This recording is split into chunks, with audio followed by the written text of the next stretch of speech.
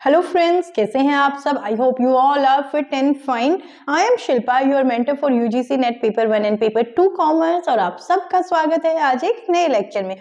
So friends, आज का जो टॉपिक हम कवर करने वाले हैं that is a star mark topic. आप देख सकते हैं यहाँ पे मैंने इसको स्टार मार्क किया क्योंकि ये ना सिर्फ यूजीसी नेट एस्पिरेंट्स के लिए इंपॉर्टेंट है बल्कि अदर एस्पिरेंट्स जो किसी और एग्जाम के लिए, whether it is state exam और इवन यूपीएससी एग्जाम के लिए भी यह टॉपिक बहुत इंपॉर्टेंट है।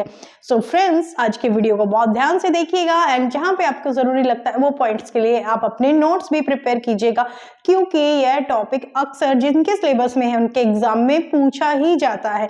एंड आज की वीडियो आपके लिए बहुत इंपॉर्टेंट होने वाली है क्योंकि इसमें ना सिर्फ हम ये कॉन्सेप्ट को पढ़ने वाले हैं बल्कि उसको याद रखने की ट्रिक भी मैं आपके साथ शेयर करने वाली हूं। सो फ्रेंड्स, वीडियो को अंत तक देखिएगा। तो चलिए स्टार्ट करते हैं। स्टार्ट करने से पहले हम अपने रेजोल्यूशन को कैसे भूल सकते हैं। हमारा एम है नेट 12 जून 2022 और इन्हीं पॉजिटिव अफर्मेशंस के साथ हम अपने लेक्चर की शुरुआत करते हैं। सो फ्रेंड्स, आज जो टॉपिक को हम कवर करने जा रहे हैं that is European union, EU के बारे में हम स्टडी करने जा रहे हैं। तो मैं आपको लेक्चर की शुरुआत में ही बता देना चाहती हूँ कि इसके बारे में हम क्या क्या पढ़ने वाले हैं। ईयू के बारे में हम स्टडी करने वाले हैं। ईयू क्या है, ईयू का हेडक्वार्टर कहाँ है, ईयू कब बना था, ईयू LGBTIQ ये क्या है, ईयू के ऑब्जेक्टिव्स क्या क्या है, क्या इसके पर्पस हैं, किसके लिए यह काम करता है, ईयू का ओरिजिन कैसे हुआ था, ईयू के इंपॉर्टेंट ट्रीटीज कौन कौन सी हैं, ब्रेग्जिट का क्या मीनिंग है और इसकी डिसीजन मेकिंग बॉडीज कौन कौन सी हैं, इन सब के बारे में हम आज स्टडी करने वाले हैं। And friends, I assure you आज का ये टॉपिक, आज का ये लेक्चर अटेंड करने के बाद ईयू से रिलेटेड आप कोई क्वेश्चन कभी मिस कर ही नहीं सकते हैं। सो चलिए स्टार्ट करते हैं ईयू के बारे में। What is EU? EU is an international organization of 28 countries, यानी कि ये 28 यूरोपियन कंट्रीज की एक ऑर्गेनाइजेशन है।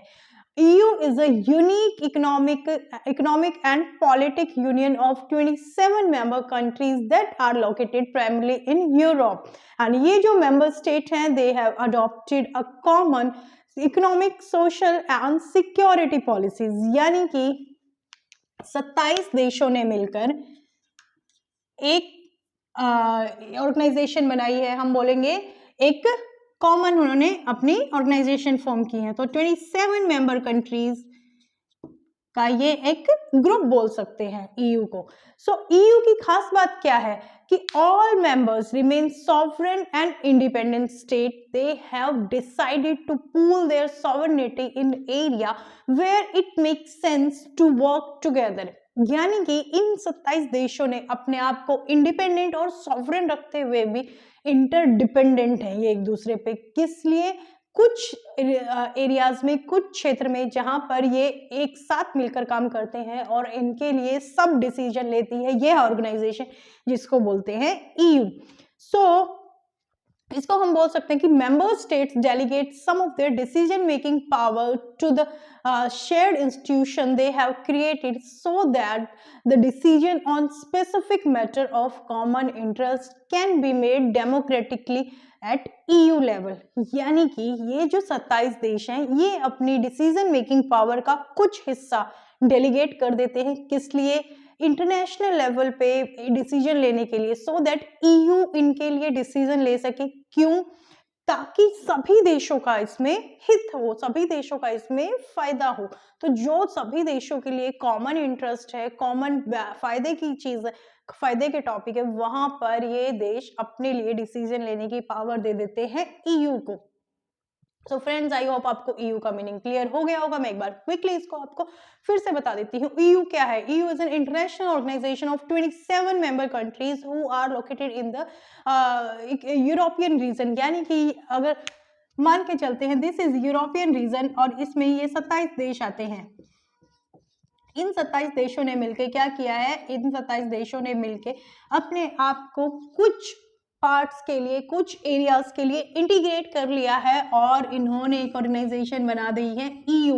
ईयू क्या करेगी, जो एरिया डिसाइडेड हुए हैं, जो टर्म्स कंडीशन, जो पॉलिसीज इनके बीच में डिसाइड हुए कि ये फील्ड में ईयू इन सभी कंट्रीज के लिए डिसीजन ले सकती है, इन सभी कंट्रीज के लिए, इन सभी स्टेट्स के लिए रूल बना सकती है, वहां पे ईयू इन सभी के लिए रूल रेगुलेशन बनाती है, डिसीजन लेती है। So this is all about the EU. Now EU का हेडक्वार्टर कहाँ है? It is in the Brussels, Belgium. EU का हेडक्वार्टर कहाँ है? It is in the Brussels, Belgium. EU कब फॉर्म की गई थी? EU was formed on 1 November 1993 under treaty of Maastricht. Maastricht treaty के अंडर ईयू की फॉर्मेशन हुई थी, जिसको बोला जाता है the economic union treaty.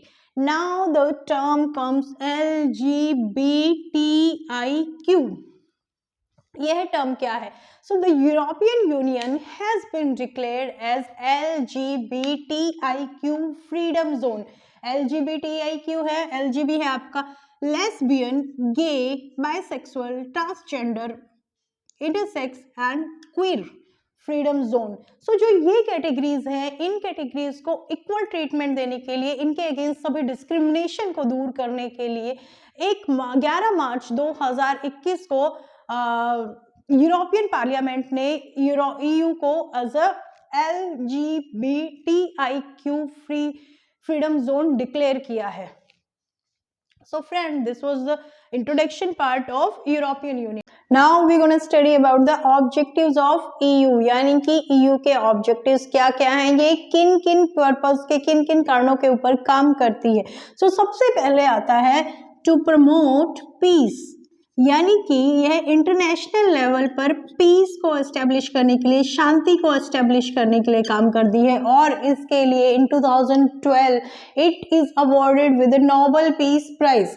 Next is to increase economic cooperation, to increase political cooperation, to increase political integration, to increase political integration. Political integration क्या होता है? जब दो या दो से अधिक देशों की सरकार मिलकर किसी एक कॉमन ऑब्जेक्टिव के लिए काम करती है, उसको बोला जाता है पॉलिटिकल इंटीग्रेशन। फॉर एग्जांपल के लिए हम ले लेते हैं कि जस्ट लाइक कि दो देशों के बीच में से एक नदी जा रही है और दोनों ही देश मिलकर उस पर डैम बनाने का काम करते हैं, या फिर इससे रिलेटेड कुछ और काम करते हैं। या फिर हम एक एग्जाम्पल ले लेते हैं कि जब दो या दो से अधिक देश मिलकर कोई एंटी टेररिज्म एक्टिविटीज वगैरह के लिए काम करते हैं, उसको बोला जाता है पॉलिटिकल इंटीग्रेशन। सो फ्रेंड्स, हमने अभी यहाँ पे समझा कि ईयू में आते हैं आपके 27 स्टेट्स। तो जब ये 27 देशों की सरकार मिलकर किसी कॉमन ऑब्जेक्टिव के लिए काम करती है, उसको बोला जाएगा पॉलिटिकल इंटीग्रेशन। सो ईयू का क्या फंक्शन है? ईयू यहाँ पे कोशिश करती है कि ये इंटीग्रेशन जितना बढ़ाया जा सके उतना उसको बढ़ाने की कोशिश करती है। Next is here is to enhance economic integration. Economic integration क्या है? आर्थिक संगठन। मतलब अभी तक जो हम पढ़ते आ रहे हैं, ये सब यूनियन किस लिए बन रही है? ये सब यूनियन बन रही है इनके बीच में ट्रेड के, सर्विसेज को बढ़ाने के लिए, फैक्टर ऑफ प्रोडक्शन को एक्सचेंज करने के लिए। सो इसका बेसिक पर्पज ही यही है। लेकिन ईयू यहाँ पे एक कदम और आगे बढ़ा है और उसने इन्वेंट की है euro currency. Euro currency is a common currency जो सभी नेशन अपना सकते हैं। फिलहाल 19 देशों ने इस करेंसी को अपनाया है, सो दैट कि इनके बीच में करेंसी की वजह से जो ट्रेड है वो बहुत इजीली हो सकता है, क्योंकि यहाँ पे आपको कोई भी करेंसी को एक्सचेंज करने की ही जरूरत नहीं। इन सभी देशों में ये एक ही करेंसी चलेगी जिन्होंने यूरो को अपनाया है। Next is your to unified the security and foreign policy. Unified security and foreign policy, unified security and foreign policy, यानी कि यूरोपियन यूनियन क्या करता है, जो इसके अंडर 27 देश आते हैं, इनकी सिक्योरिटी और फॉरेन पॉलिसी को एकत्र करने की कोशिश करता है, यानी इसको यूनिफाई करने की कोशिश करता है, सो दैट कि उन सबके बीच में पीस हो सके, हार्मनी हो सके। आप देखते हैं कि अलग अलग देशों के बीच में वेरियस मिलिट्री अलायंस होते हैं, अलग अलग देशों के बीच में डिफरेंट ट्रेड से रिलेटेड अलायंस होते हैं, फॉरेन सिक्योरिटी से रिलेटेड अलायंस होते हैं। सो यूरोपियन यूनियन अपने मेंबर स्टेट्स की इन सभी पॉलिसीज को एक सार करने की कोशिश करता है, यूनिफाइड करने की कोशिश करता है।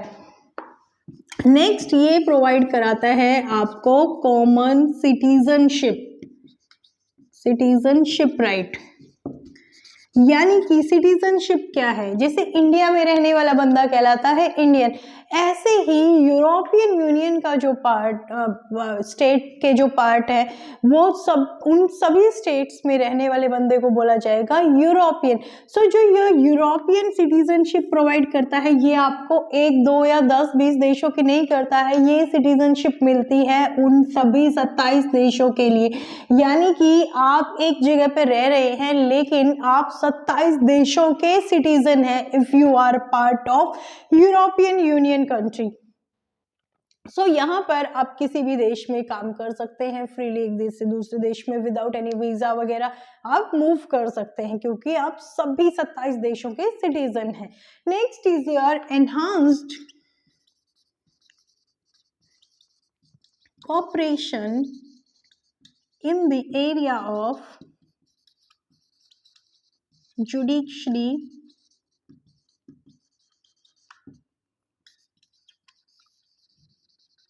asylum etcetera. यानी कि यह आपके इकोनॉमिक पॉलिटिकल लेवल पे तो काम करता ही है, इसके साथ साथ ये काम करता है सोशल लेवल पे भी, और इवन ये इंटरनेशनल लेवल पे पीस के साथ साथ जस्टिस को भी एस्टेब्लिश करने की कोशिश करता है। एंड जो सोशली डिसएडवांटेज ग्रुप है उनको भी ये हेल्प सपोर्ट प्रोवाइड करता है।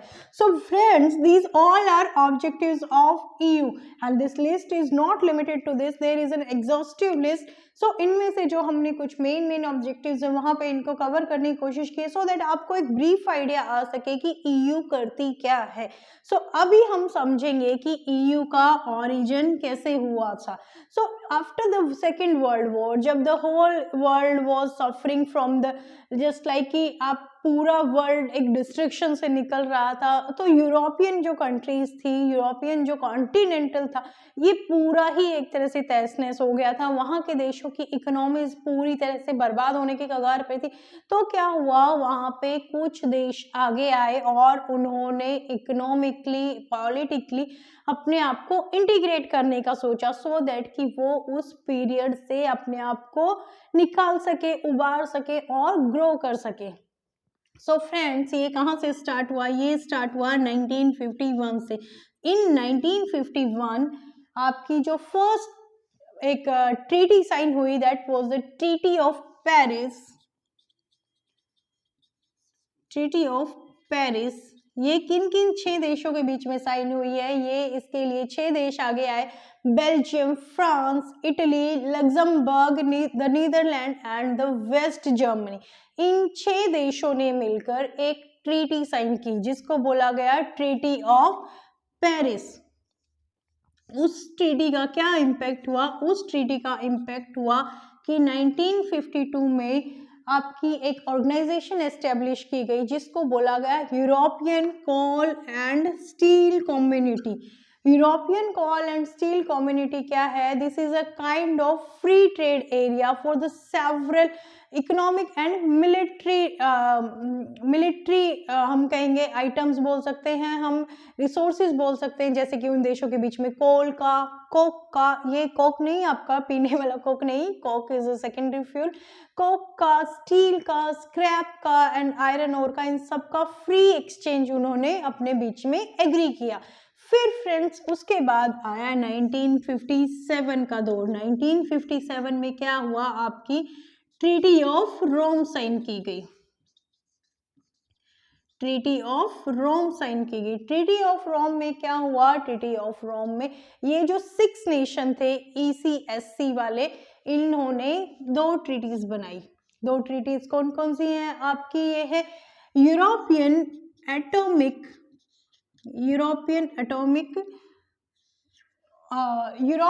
Atomic energy community as well as European economic community. ये 2 कम्युनिटी बनी। एटॉमिक एनर्जी कम्युनिटी किस लिए बनी? इसका मेन पर्पस था आपका cooperation, to facilitate cooperation in the area of energy development, research and utilisation. इन सब फील्ड में एनर्जी से, एटम एनर्जी से रिलेटेड जो फील्ड है उनके बीच में कोऑपरेशन को इंक्रीज करना। एंड जो यूरोपियन इकोनॉमिक कम्युनिटी है, इस के लिए आप यहाँ पे मार्क डाउन कर लीजिए एक word, common market. Friends, previous lecture में हमने पढ़ा है कॉमन मार्केट का फीचर क्या है। कॉमन मार्केट का फीचर है यह आपके free trade area custom union के फीचर्स को भी अपने आप में इनकॉर्पोरेट करती है, plus it allows a free factor of production, movement of goods, services, people from one country to another country. So इसमें क्या हुआ, जब आपकी यूरोपियन इकोनॉमिक कम्युनिटी बनी, इन्होंने अलाउ किया इन 27 देशों के बीच में people, goods, services along with other factor of production के मूवमेंट को। सो इससे नेक्स्ट आता है फ्रेंड्स आपका इन 1965, इसको बोलते हैं ब्रुसेल्स या फिर मर्जर ट्रीटी। ब्रुसेल्स या मर्जर ट्रीटी। ब्रुसेल्स या मर्जर ट्रीटी में क्या हुआ, जो अभी तक आपकी ये 3 यूनियन बनी थी, ECSC plus EAEC plus EEC, इनको मिलाकर बना दिया गया आपका यूरोपियन कम्युनिटी, यानी कि इन सबको मिलाकर बना दिया गया है यहाँ पर EC। इसके बाद आता है आपका very very very important, in 1991 the treaty of Maastricht. The treaty of Maastricht. Maastricht treaty क्या बोलती है आपकी, इसको बोला जाता है आपकी यूरोपियन यूनियन ट्रीटी। इस ट्रीटी से जो आपकी इकोनॉमिक कम्युनिटी थी ये बन जाती है आपकी यूरोपियन यूनियन। ठीक है friends, so it came into 1992। 7 फरवरी 1992 को आपकी EC बन जाती है EU। लेकिन ये एग्जिस्टेंस में कब आती है, क्योंकि यहाँ पे जब ये प्रपोजल आया था, जब ये डिक्लेरेशन हुआ था, तो कुछ नेशंस की तरफ से अपोजिशन आया, रेजिस्टेंस आई। सो उसको रिजॉल्व करते करते फिर आपकी 1 नवंबर 1993 को EU का एक्चुअली ओरिजिन हुआ था। So this is very important to mark here, इसको आप अपनी नोटबुक में मार्क कर लीजिए। कौन सी ट्रीटी के अंदर, treaty of Maastricht. Maastricht treaty के अंडर 1 नवंबर 1993 को EU का फॉर्मेशन हुआ था। उसके बाद EU के अंडर इस ट्रीटी को 3 बार मॉडिफाई किया गया है, in 1997, in 1997, in 2007 and as well as in 2009। So अभी जो लेटेस्ट है वो है आपकी ट्रीटी ऑफ लिब्सन। इससे पहले आपकी आई है treaty of Amsterdam, treaty of Nice, but the most recent is treaty of Lisbon. ये क्या है, ये ट्रीटी ऑफ मैस्ट्रिक्ट का ही आपका अमेंडमेंट है। सो फ्रेंड्स, इसके बाद 1998 आता है। यहाँ तक हमें क्लियर हो गया है, this is very important to mark here. Treaty of Maastricht में क्या हुआ था, हमारी EC बन गई थी EU, लेकिन ये 1 नवंबर 1993 को फोर्स में आया था। फिर आपका आता है इन 1998, यहाँ पे क्या हुआ है, यहाँ पे एस्टेब्लिश हुआ है European central bank. European central bank क्या है, this is a central bank for those countries who have adopted the euro currency. जिन्होंने यूरो करेंसी को अडॉप्ट किया है उन लोगों के लिए, उन नेशन का ये बैंक है। ये कौन कौन से नेशन है, इसमें आते हैं आपके 19 कंट्रीज। 19 कंट्रीज ने अडॉप्ट किया है यूरो करेंसी को। This is very important to mark here कि 19 देशों ने एक कॉमन करेंसी जो बनाई है EU ने, यूरो करेंसी, उसको अडॉप्ट किया है। बाकी नेशंस अभी उसको अडॉप्ट करने के लिए इधर एलिजिबल नहीं है या उन्होंने विलिंगली उसको अडॉप्ट नहीं किया है। सो फ्रेंड्स, इन सब में हम इंपॉर्टेंट जो ट्रीटी हैं उनको मार्क करते हैं परम से। This is the all chronology of the EU। ठीक है, इसमें से जो आपकी इंपॉर्टेंट ट्रीटी है, this is the treaty of Paris, treaty of Rome and this is maastricht treaty. ठीक है फ्रेंड्स, इसको नोट करते हैं परम से, PRM, परम, इसको हम याद रख सकते हैं शॉर्टकट में परम से।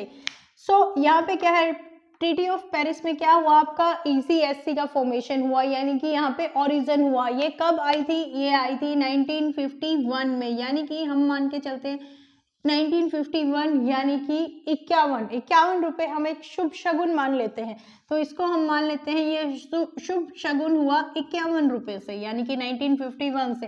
देन इन 1957 आपकी आई ट्रीटी ऑफ रोम, यानी कि इसके 6 साल बाद 1957, अगर याद रखना मुश्किल है तो हम याद रख सकते हैं 1857 को, जब हमारी पहली इंडिया में पहली लड़ाई लड़ी गई थी आज़ादी के लिए, क्रांति हुई थी जो रानी लक्ष्मीबाई ने लड़ी थी, उससे हम रिलेट करके 1857 को 1957 से रिलेट करके याद रख सकते हैं।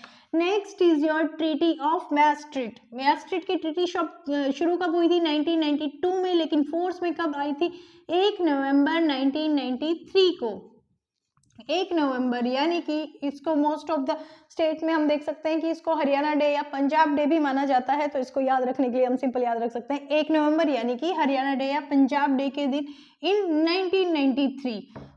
इसको याद रखना, हम लोग ऐसे कुछ निमोनिक हम इसके लिए बना सकते हैं, तो हमने इसके लिए निमोनिक बनाया है परम, PRM, treaty of Paris, treaty of Rome, treaty of maastricht। इसको आप क्रोनोलॉजिकली भी याद कर सकते हैं।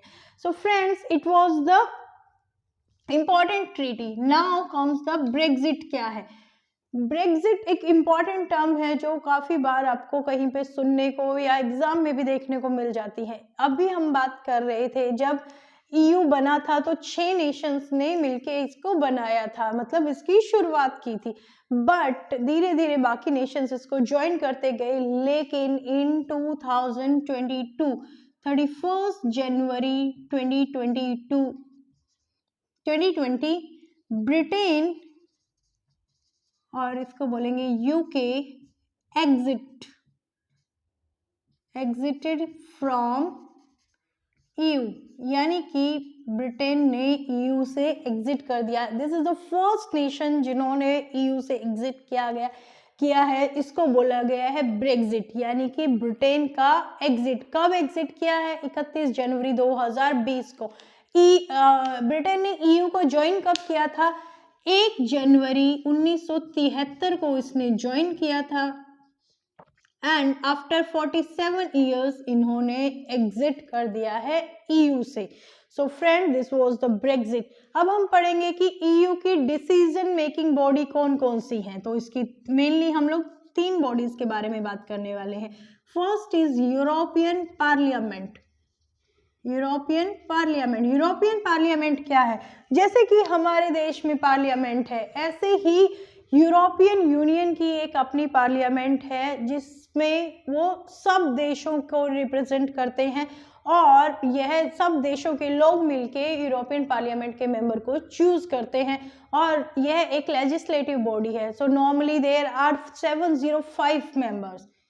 705 members are there in European parliament, जो अलग अलग इन 27 देशों से 27 देशों को रिप्रेजेंट करते हैं। फिर आपका आता है द यूरोपियन काउंसिल और द काउंसिल और यूरोपियन काउंसिल। ये क्या है? This is the council which consist of representative और the government heads of different country, यानी कि जो आपके 27 देश हैं इन सब के हेड्स को रिप्रेजेंट करती है आपकी द काउंसिल और European council. This is also an legislative body. Third आता है आपका the European commission. The European commission. European commission क्या है? यूरोपियन कमीशन है आपकी एग्जीक्यूटिव बॉडी, यानी कि ये जो सभी रूल्स हैं, ये जो सभी इंटरनेशनल ट्रीटीज़ हैं, इन सब की गार्जियन है आपकी यूरोपियन कमीशन। और जो भी नए रूल रेगुलेशन बनाने होते हैं उन सब के बारे में द काउंसिल और यूरोपियन पार्लियामेंट को ये एडवाइस करती है और इसके बाद ये है इसके ऊपर डिसीजन लेते हैं। सो ये क्या है, ये आपकी एग्जीक्यूटिव आर्म है और ये क्या है, ये आपके लेजिस्लेटिव आर्म है। So these are the three main bodies. अगर इसका सीक्वेंस भी आपसे पूछा जाए तो सबसे पहले क्या आता है, सबसे पहले आता है आपका यूरोपियन पार्लियामेंट, फिर आता है आपका काउंसिल, यूरोपियन काउंसिल और फिर आता है European commission. So friends, this was all about the EU। ये EU के बारे में हमने आज जो कुछ भी पढ़ा है उसका एक बार क्विक रिवीजन ले लेते हैं। EU क्या है? EU is an international organisation of all the 27 member countries, जिसके लिए ये अपने आप को इंडिपेंडेंट भी रखते हैं और up to the some extent कुछ मैटर्स में, कुछ एरियाज में ये अपने आप को इंटरडिपेंडेंट भी करते हैं। यानी कि ये अपनी सॉवरेनिटी को भी रखते हैं और कुछ मामलों में ये अपनी सॉवरेनिटी को पूल भी करते हैं, यानी कि एकत्र भी करते हैं, सो दैट इनके लिए एक इंटरनेशनल लेवल पे और एक कोलैबोरेटिवली EU डिसीजन ले सकता है। फिर है कि इसका हेडक्वार्टर कहाँ है? Headquarter is in Brussels, Belgium. Next comes, ये कब बनी थी? 1 नवंबर 1993 को अंडर द ट्रीटी ऑफ मैस्ट्रेट ये बनी थी। फिर आपका आता है LGBTIQ क्या है? ये एक फ्रीडम एरिया है जो कि लेस्बियन, गे, बाइसेक्स और ये जो ट्रांसजेंडर है, इन सब कम्युनिटी को, इन सब लोगों को इक्वल ट्रीटमेंट देने के लिए, इनके अगेंस्ट डिस्क्रिमिनेशन को दूर करने के लिए ये एक फ्रीडम एरिया अभी 11 मार्च 2021 को यूरोपियन पार्लियामेंट ने EU को डिक्लेयर किया है। नेक्स्ट कम्स इसके ऑब्जेक्टिव क्या? सबसे पहला इसका ऑब्जेक्टिव आता है to promote the peace on the international level, यानी कि इंटरनेशनल लेवल पे पीस को प्रमोट करना। क्योंकि आपने यहाँ पे पढ़ा इन ट्रीटीज के अंडर की EU फॉर्म ही क्यों किया गया था? EU फॉर्म किया गया था सेकेंड वर्ल्ड वॉर के बाद जो डिस्टर्बेंस हुई थी उसको रिजॉल्व करने के लिए, इकोनॉमीज को कोलैबोरेटिवली ग्रोथ का स्कोप देने के लिए ये सब EU की फॉर्मेशन हुई थी। तो इसका पहला काम है पीस को प्रमोट करना, जो देशों के बीच में वॉर्स हो रहे हैं उन सबको खत्म करना और उनके बीच में हार्मनी को एस्टेब्लिश करना। फिर आपका आता है to increase political integration. Political integration जब बहुत सारे देशों की सरकार मिलकर एक कॉमन ऑब्जेक्टिव को अचीव करने के लिए काम कर रही है। टू एनहांस इकोनॉमिक इंटीग्रेशन, इसके लिए इन्होंने यूरो करेंसी को फॉर्म किया है। फिर आता है आपका unified security and foreign policy, यानी कि सभी देशों की सिक्योरिटी और फॉरेन पॉलिसी को एक साथ लेके आते हैं। फिर आपका आता है कॉमन सिटीजनशिप राइट। अगर EU की सिटीजनशिप आपको मिल गई है तो इसका मतलब इन 27 देशों की सिटीजनशिप आपको मिल गई है। Enhanced cooperation in the area of judiciary, asylum etcetera, यानी कि सोशल लेवल पे भी EU बहुत अच्छे एक्टिविटी करता है। ये हेल्थ से रिलेटेड एक्टिविटी में बहुत अच्छा काम कर रहा है। Even in the covid time too EU ने बहुत अच्छे इनिशिएटिव लिए हैं। इन्होंने एक रेस्क EU करके इनका अपना एक इनिशिएटिव है, जिसके अंडर इन्होंने क्या किया है, एक रिजर्व तैयार किया है अपने मेंबर स्टेट्स के लिए। किस चीज़ के लिए? जो मेडिकल फैसिलिटीज़ हैं उनको प्रोवाइड करवाने के लिए, सो दैट कि कहीं पे भी इनके स्टेट में मेडिकल इक्विपमेंट है, मेडिसिन इनकी स्कैरसिटी नहीं हो। इससे अलावा इन्होंने वैक्सीनेशन से रिलेटेड अदर प्रोग्राम्स भी अपने देश के लोगों की सुरक्षा के लिए तैयार किए हैं। इसके अलावा ये क्लाइमेट एक्शन के लिए भी काम कर रहे हैं, एनवायरनमेंट के लिए काम कर रहे हैं। इसके अलावा ये रिसर्च वगैरह के लिए भी अलग अलग एरियाज में काम कर रहे हैं। So there is a huge list जहाँ पे EU काम कर रहा है। फिर आपका आता है EU का ओरिजिन कैसे हुआ? EU का ओरिजिन हुआ सेकेंड वर्ल्ड वॉर के बाद, जो इकोनॉमीज डिस्ट्रॉय हो गई हैं या जिन इकोनॉमीज में बहुत ज़्यादा लॉस हो गया, उन इकोनॉमीज ने अपने आप को बूस्ट करने के लिए, अपने आप को उभारने के लिए एक इकोनॉमिक और पॉलिटिकल यूनियन बनाने की सोची और फिर वहाँ से शुरुआत हुई EU की। 1951 से शुरुआत हुई ट्रीटी ऑफ पेरिस से। फिर आपका 1952 में बना इकोनॉमिक ECSC।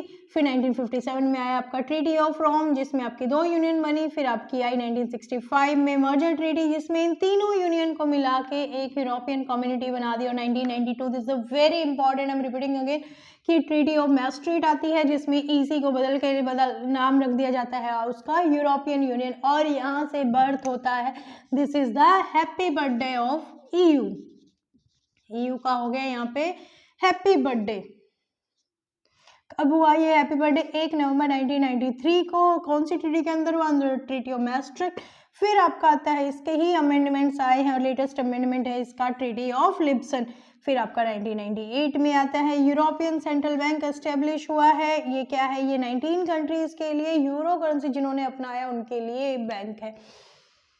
इसकी इंपॉर्टेंट ट्रीटीज मेनली हम 3 ही कंसीडर करके चल रहे हैं यहाँ पे, इनको हमने न्यूमोनिक बनाया है परम, PRM, treaty of Paris, treaty of Rome, treaty of Maastricht. So Brexit के बारे में हमने पढ़ा। ब्रेग्जिट क्या है? Brexit is a term denoting the exit of the Britain from the EU, जो हुआ है 31 जनवरी 2020 को। EU की डिसीजन मेकिंग बॉडीज में हमने 3 बॉडीज स्टडी की, European parliament, the council and the European Commission. Parliament and European Council are the legislative body और European Union Commission is an executive body जो functions को execute करने का, European Parliament और European Council को suggestion देने का, नए नए ट्रेड से रिलेटेड या अदर एरिया से रिलेटेड रूल रेगुलेशन को बनाने के लिए यह सजेशंस देता है। और जो डिफरेंट ट्रीटीज हुई है उन सब की गार्जियनशिप भी यूरोपियन कमीशन करता है। So friend, it was all about the European union and I hope आज का लेक्चर आपको पसंद आया है और आपको समझ में भी आया है। So friends, if you like the lecture so please like the video and hit the अगर आपने अभी तक चैनल को सब्सक्राइब नहीं किया है तो hit the subscribe button. So friends, thank you for watching video. जल्दी ही मिलते हैं नए टॉपिक नए वीडियो के साथ। Thank you.